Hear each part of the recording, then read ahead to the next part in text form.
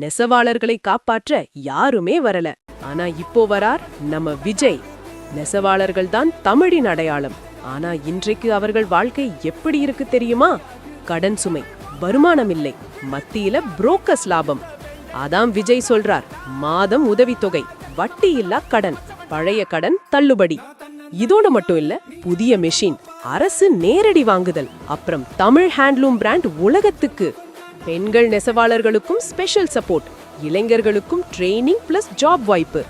இது ஒரு ஸ்கீம் இல்ல, ஒரு தொழிலை காப்பாற்ற போராட்டம். இந்த மாதிரி திட்டம் நடந்தா தமிழ்நாடு நெசவு இண்டஸ்ட்ரி நெக்ஸ்ட் லெவல்.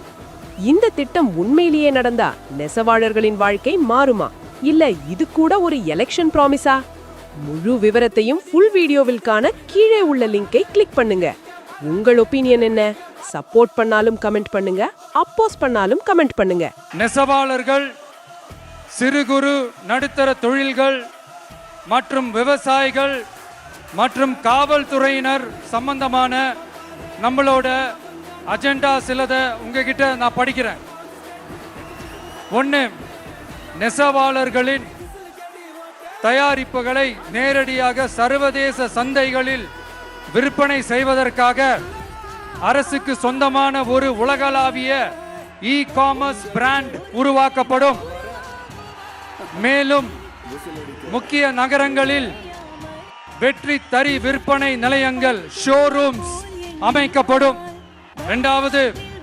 நிலையற்ற நூல் விலை மற்றும் மின்சார நெருக்கடி சுமையை பகிர்ந்து கொள்ள கைத்தறி மற்றும் விசைத்தறி வைத்திருக்கும் ஒவ்வொரு நெசவாளர் குடும்பத்திற்கும் ஆண்டுக்கு 30,000 ரூபாய் வங்கி மூலம் நேரடியாக நமது டிவிக்கு அரசு வழங்கும்.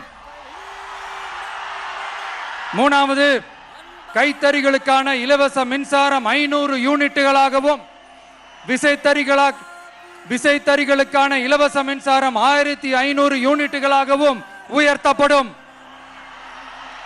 அடுத்தது, நெசவாளர்களின் உற்பத்தி செலவுகளை குறைப்பதற்காக அவர்கள் வழங்கும் நூல், சாயங்கள் மற்றும் ரசாயனங்களுக்கு நமது டிவிக்கு அரசால் 50% மானியம் வழங்கப்படும்.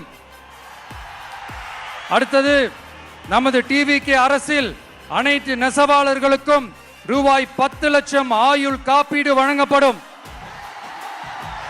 மேலும் நெசவாளர்களின் முதியோர் ஓய்வூதியம் மாதம் 3000 ரூபாயாக உயர்த்தப்படும்.